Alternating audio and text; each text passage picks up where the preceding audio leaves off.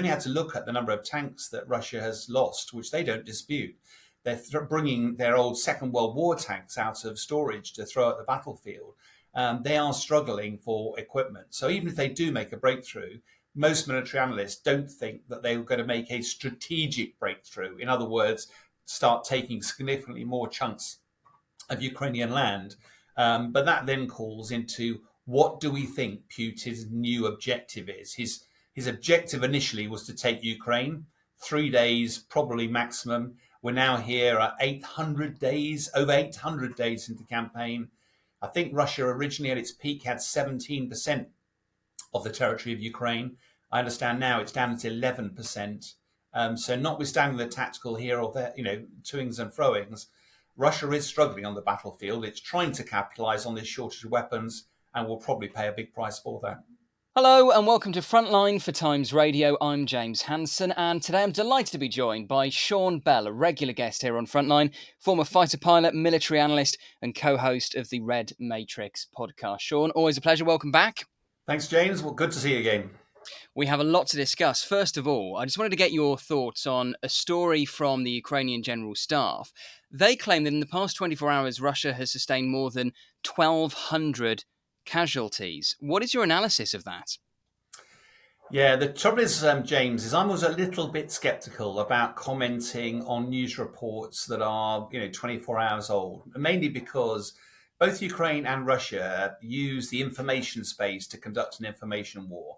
And I mean, this sort of thing has been done ever since war started. I mean, even in World War II, some of the messaging in the newspapers that was coming out was heavily doctored, heavily influenced by the military and political leadership. And on these occasions, it's really difficult. However, what I would say is that the Ministry of Defense today has also been announcing that they think that by the end of this month, Russia will have sustained 500,000 casualties. That's a combination of dead bodies and people badly injured. That is a phenomenally large number and will have a huge impact on the Russian state. A lot of these injured, remember Help for Heroes and all those people that went back home.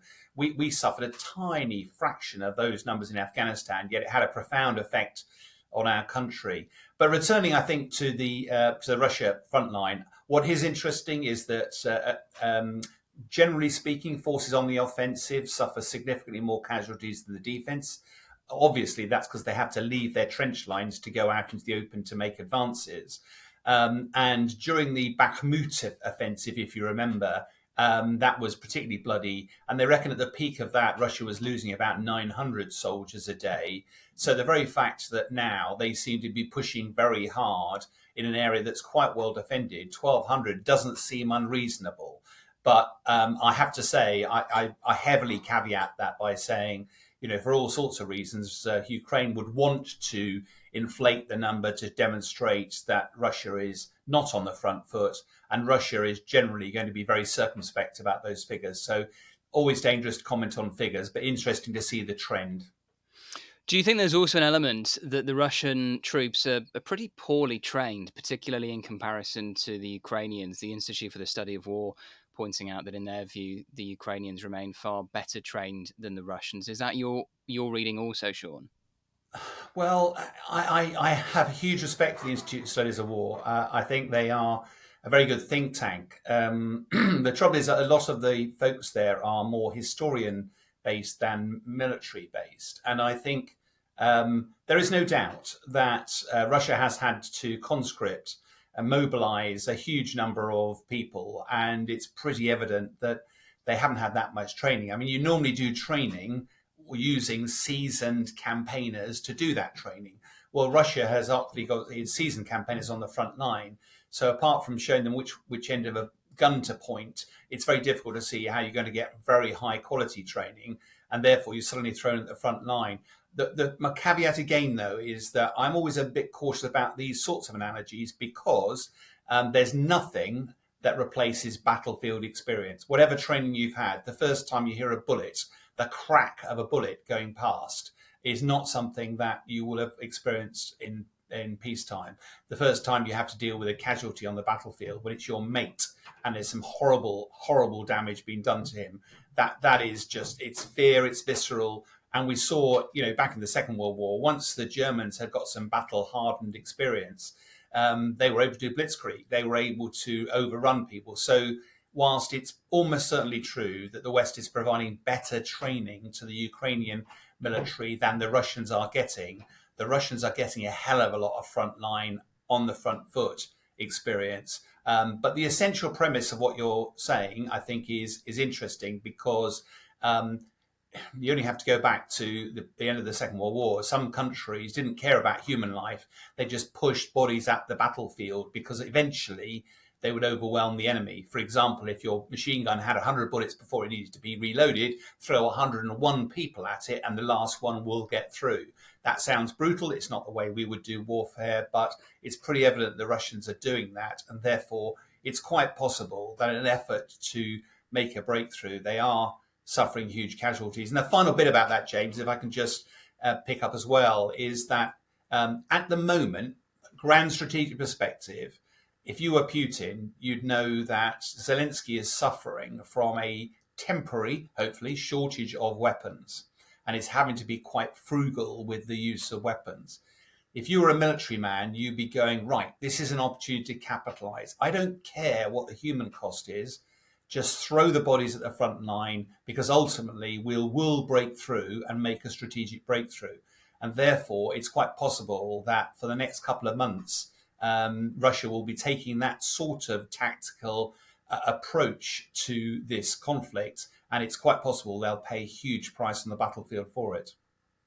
That's really interesting. When you say they might pay a huge price on the battlefield, you mean in terms of the casualties? These casualty rates may continue, this kind of meat grinder tactics, that's going to continue? Almost certainly, because we're not seeing the Russians do anything really different tactically on the battlefield. But ultimately, quantity sometimes has a quality all of its own. That the more people you throw at this, the more you wear down the Ukrainian defences. And eventually, a bit like pressure on a dam, you can only put your fingers in so many of the holes, and eventually the thing breaks through. And that's what Russia will be hoping, that they can apply enough pressure, throw enough bodies into the fight. I think what is interesting is the Institute of Studies of War and a lot of other military analysts believe that Russia hasn't actually got the resources to capitalize on a breakthrough. What do I mean by that? Is that it's not just manpower. When the floodgates open, you want to pour through and capitalize. But to do that, you need tanks. You need lots of other battlefield equipment. And you only have to look at the number of tanks that Russia has lost, which they don't dispute. They're bringing their old Second World War tanks out of storage to throw at the battlefield. They are struggling for equipment. So even if they do make a breakthrough, most military analysts don't think that they're going to make a strategic breakthrough. In other words, start taking significantly more chunks of Ukrainian land. But that then calls into, what do we think Putin's new objective is? His objective initially was to take Ukraine, 3 days, probably maximum. We're now here at 800 days, over 800 days into the campaign. I think Russia originally at its peak had 17% of the territory of Ukraine. I understand now it's down to 11%. So notwithstanding the tactical here or there, toings and froings, Russia is struggling on the battlefield. It's trying to capitalize on this shortage of weapons and will probably pay a big price for that. And of course, in the last week, we've had the major developments of the US finally agreeing that American-supplied weapons can be used by Ukraine to strike targets inside Russia. How significant do you think that will be in the wider context of this war, Sean? Yeah, there's been a lot made of this, hasn't there, James? Let's be clear about what's been offered and what hasn't been offered, because if I took your statement literally, I might imagine your viewers, listeners might imagine that's a carte blanche. It's not. America has been very careful to say that given the opening of a second front or potential second front around Kharkiv by the Russians, that the US recognises that Ukraine will need to use weapons outside of Ukrainian territory, but it has been very clear it's in the defence of Kharkiv, so it hasn't given carte blanche. Secondly, it said they must be targeting military targets, not civilian. And thirdly, my understanding is that they've not included ATACMS, that army tactical missile system, in that caveat, which is about 300 kilometre range. So, but in a way, even though there are caveats, I'm a great believer you can't be a little bit pregnant. You either do allow that stuff to target or not. And America now has said they can.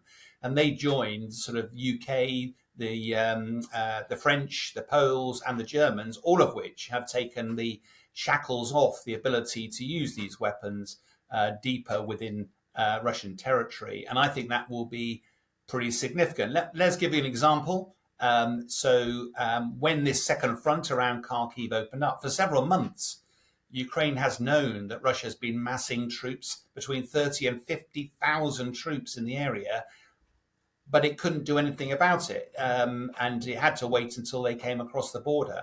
If they had had the weapons to attack those, they would have undoubtedly caused a lot of difficulty for Russia. You can't easily mass 50,000 people and keep them hidden. Because it's not just about the people, it's the vehicles, it's the weapons, it's the food, it's the logistics. They come with a huge tail. So able to target those would be really, really useful for the Ukrainians. But I do think it's another step, I think. What's lovely about this is that when Russia first invaded, the West didn't want to get involved. Ukraine is not a member of NATO. We're not going to get involved. Gradually, Ukraine did an amazing job of withstanding the first push. And all of a sudden, the West went, actually, Ukraine's got a chance here. If we help them, so we provided anti-tank weapons. Russia made a big fuss about it. We did it, and it made a big difference. Then there was talk about providing tanks. Russia threw its arms up in the air. The West prevaricated, was really concerned about what might lead to escalation. The Brits gave Challenger 2, then Leopard 2s, then Abrams were involved. Then we went through long-range missiles, and suddenly everybody went through this same cycle of worry again. And eventually Storm Shadows were provided and scalped the French equivalent. Not yet the German Taurus, but maybe in time. So I do think this is just yet another example of a stiffening political resolve that President Putin shouldn't have it all his own way. This isn't about NATO getting involved. NATO getting involved would be troops on the ground fighting. This is simply a question of going, right, Ukraine needs help. What can we do to help? Well, it does beg the question to what extent the Kremlin is bluffing. I mean, the Kremlin has responded to the decision last week to allow American-supplied weapons to be used by Ukraine inside Russia by accusing NATO of provoking a new level of tension. The fear has always been that an escalation may, in the worst-case scenario, end up with Putin using tactical nuclear weapons. Do you think that's a realistic risk, Sean? Well, James, this is always an interesting question because I'm going to play my grey-haired old card here against you youngsters. When I joined the military, we were in the middle of the Cold War. We were living with the omnipresent threat of nuclear war. And the whole concept at the time was called mutually assured destruction, MAD, because nobody would press the button. The whole success of nuclear weapons is that the Armageddon that follows is simply the ultimate deterrence against somebody attacking you. So we've lived through all these threats. President Putin today knows that his unprovoked invasion of Ukraine would be halted in a heartbeat if NATO was to get involved, if NATO warplanes were to go in and provide air cover, if NATO military capability was to be deployed. So in his head, he has to do everything possible to deter that happening. And by rattling the nuclear saber, which he's done consistently throughout this war, he has effectively scared Western politicians into being fearful of getting involved. He's even gone as far as forward deploying nuclear weapons to Belarus, if you remember, last year, finished off earlier this year. But actually, there's no military gain from forward deploying nuclear weapons. They can go around the world. This is purely a bit of bluster to try to sow seeds of doubt in the Western political mind, and it has worked. But the harsh reality is that it doesn't suit Putin to get NATO involved. It doesn't suit Putin to have any form of nuclear war at all. He's just using it as saber rattling, and it's proving very effective. But I referred back, James, to I've just come away from a really interesting conference, closed door, Chatham House, can't talk about the detail. But what was fascinating was that in principle, the Western leaders are unanimous of the view that whatever happens, if Russia was to succeed in using military force to redraw the boundaries of Russia, where would that stop? If in the modern world any nation was able to use force to redraw boundaries, then it would be the end of the world order as we currently know it. And therefore, that cannot be allowed to prevail. Now, we focus, your chat to me is more focused about the military angle of that. But obviously, there are three pillars to this. One is military, one is political, and one is economic. And what is fascinating is just seeing how those other lines are being developed at the moment to try to put increasing pressure on Russia, not just on Putin, because bluntly, whilst Putin is the front of house, the real power history shows is with the oligarchs, with the generals and stuff like that. And if they generally see their quality of life imploding, there's normally a correction of some form, and Russia self-corrects itself. And I think what the West has decided is that, yes, military is important, but also politically, Russia wants to be great again. Their leader's been indicted by the International Criminal Court, and there are other things that can be done against the wider body of Russian support in the war. And the economic one is that, at the moment, Russia's spending 40% of its spending on defense. That's just not sustainable. I mean, all of the other things that you would be spending money on as a government, loads of them aren't being spent. People are hemorrhaging away from the country. It's not investing in the long term. And Russia had, I think it was about 700 billion of reserves. That's down at about 200 billion now. And some of that has been locked away, frozen by the West. And then remember, there's been this discussion about, we can't take that money off Putin. That will be illegal. It does look likely now. They've decided it will be illegal to take the money off him, but the interest it's earning is not illegal. So actually, if we were to seize that 200 billion, and if we were to lock it into a bond and let the money come out in 40 years' time, then the interest is worth money, and you could give that lump sum in advance to Ukraine. And so there's all sorts of different ways, I think, that the West is going to apply pressure across these three lines, but you must make sure the military one doesn't fail. But it doesn't mean that you have to win on the battlefield in order to achieve the long-term strategic objectives for Ukraine.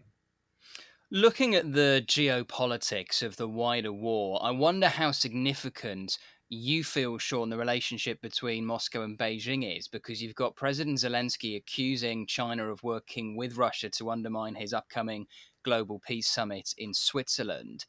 And there is a suspicion, even though China publicly says it is neutral in the conflict, that Chinese components are being used by Russia. How significant would you say the relationship is between the two countries? Well, there's a lot in there, James. First of all, yes, I've no doubt Chinese components are being used for Russia. Unfortunately, so are American, so are British. So before we become too critical, Russia's got very effective at finding its way around sanctions. And in a world of economics, people are always prepared to pay good money to get what they need. And there's no doubt that some of the Shahid drones that have been shot down, some of the missiles that have been shot down, even North Korea, they have packed full of Western technology. So there's a real question to be answered there.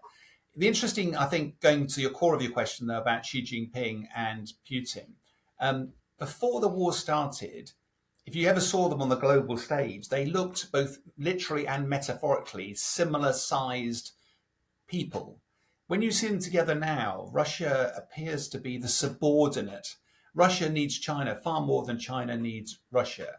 The worry here, of course, is that Russia is trying to generate an axis of evil. Let's use some melodramatic terms, where you have China, Russia, North Korea, and Iran, who have a vested interest in operating and creating an alternative to NATO as being deadly. There is a risk of that, no doubt. But what we also have to be careful of here is that China is not Russia. China has some economic challenges of its own at the moment. And China, most of its business is done through its export markets, vast quantities of exports to the rest of the world. You'll remember not that long ago that America said there was something like 10 times as many imports from China as there were exports, and trying to get that better balanced. If China was to fall foul of the West, you'd imagine those imports would stop almost immediately. Now, there are some that things like 5G, which are clearly would be uncomfortable if you lost that. But a lot of China is known for just cheap and cheerful stuff, clothing, cheap goodies and stuff like that. You can stop those being exported in a heartbeat. So China would massively suffer economically if it was to actually take sides. What's far more likely is that China's got one eye on Taiwan at the moment and is sort of going, if I go into Taiwan, what will happen? And Russia went into Ukraine. And in reality, whilst the West has helped Ukraine, it will not go in directly and help it so far. So almost certainly, Taiwan would not provoke America and the UK to rush to military aid. That's what China will judge. But it will have to deal with the consequences. And it might have thought before Russia invaded Ukraine that the consequences might have been palatable because the West would blink a little bit and then a couple of years will go by and everything will be back to normal. It's probably watched what's happened to Russia in Ukraine and gone, actually, this could have longer term consequences. And I think, therefore, whilst there is a danger that China and Russia are in bed together, in reality, I think China is strategically far more looking far further ahead, being far more measured, understands that the West is vital to its long-term prosperity, at least at the moment, even though there's no doubt that it will pursue its own military objectives, particularly in the South China Sea, over the coming weeks and decades. If Xi Jinping decided to come off the fence and side with the West over Ukraine, do you think he has the power to end this war? Well, that's an interesting. I've not heard that one before. No, I don't think he would. Russia, I mean, let's face it, Russia's objectives at the start of this war were to re-establish Russian greatness again. It's pretty clear on most metrics that Russia has taken a backward step. We've discussed why that is, particularly in International Criminal Court. You know, Putin can't travel. He also wanted to stop the expansion of NATO. NATO has expanded as a direct result of what has happened. I don't think Russia is dependent on China. Let's look at the defense industrial base. A really good lens of this is that this has become a war of national industrial capacity. If you remember World War II, we had factories, stop building cars, build Spitfires. That was you just got to start. Now, that's what Russia's done very effectively. It's tripled its production of artillery rounds. I think this year they're expecting to build 4.5 million artillery rounds this year, whereas Ukraine probably needs a couple of million a year. The West promised 1 million this year. I think we've produced about 30% of those so far. And that's because we just haven't spun up the factories. We're doing it now, but it's taken a lot longer to get behind. Russia has also been able to import artillery rounds from North Korea. So it actually has become self-sustaining because it's got the oil revenue to pay for this stuff and keep going. It's not entirely clear, therefore, why it's dependent on China. I think part of the China bit is more for an axis of like-minded countries and therefore giving Russia a little bit more self-esteem, a little bit more credibility on the global stage. And for now, I think whilst on balance, China is slightly sitting on Russia's side of the fence, it's very carefully, diplomatically avoiding just jumping into bed with Putin. And just finally, to go back to a point you made earlier, Sean, it is interesting how ever since the full-scale invasion started, there's been a familiar pattern of Ukraine requesting certain bits of Western kit, whether it's anti-tank missiles, main battle tanks, ATACMS, whatever, the West at first dragging its feet and then finally ceding to the Ukrainian demands and handing them over. Do you see any sign of that changing and actually the West being more proactive in handing over new weaponry?